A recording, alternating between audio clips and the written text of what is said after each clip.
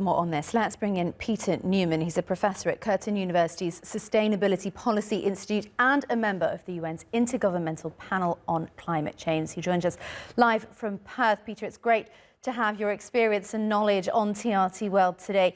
This deal, $300 billion, a far cry from the $1.3 trillion a year that some countries wanted. Is it a start in what is ultimately a really challenging global economic climate, or are developing countries right that it's risible, it's a kick in the teeth? Well, it certainly sounds like a lot of money, doesn't it? $300 billion. The problem is that that one storm in Valencia just a few weeks ago cost something like $2 billion to clean up afterwards. That's the kind of thing that we're going to see increasingly happening. So it is hardly going to fix things, but it is a step. And, you know, I've been in for 15 years in the IPCC seeing very tiny steps.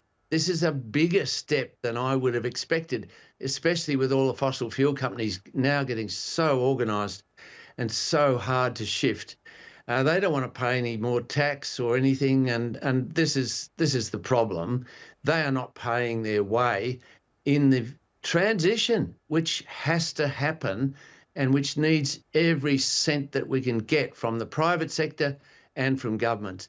But it is a start, and I think that some people did a lot of work to get from the 100 billion to 300 billion, and they'll go home a little happier, but they're back to work next week, and it's a long haul.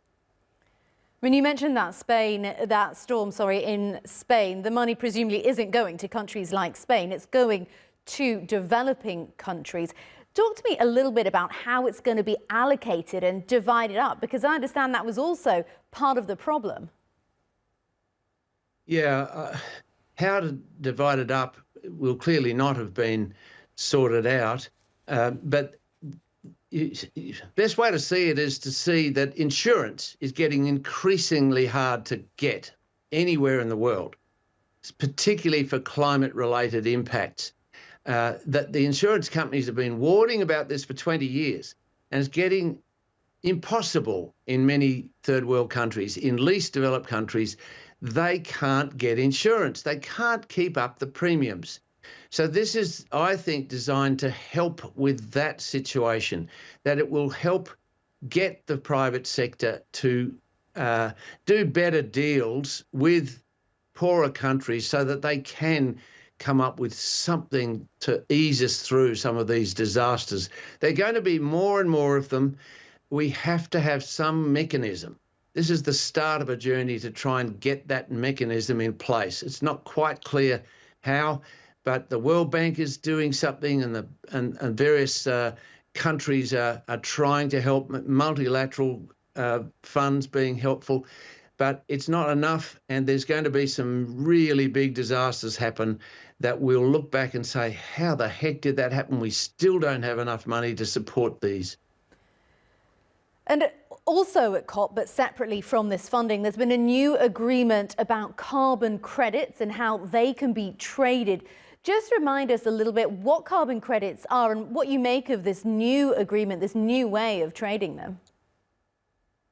Yeah, companies are investing in net zero, but they can't do everything to go fully fossil fuel free because some of the technology is still not available. So they have to purchase offsets, which means you buy the ability to plant trees and other technologies as well as planting stuff.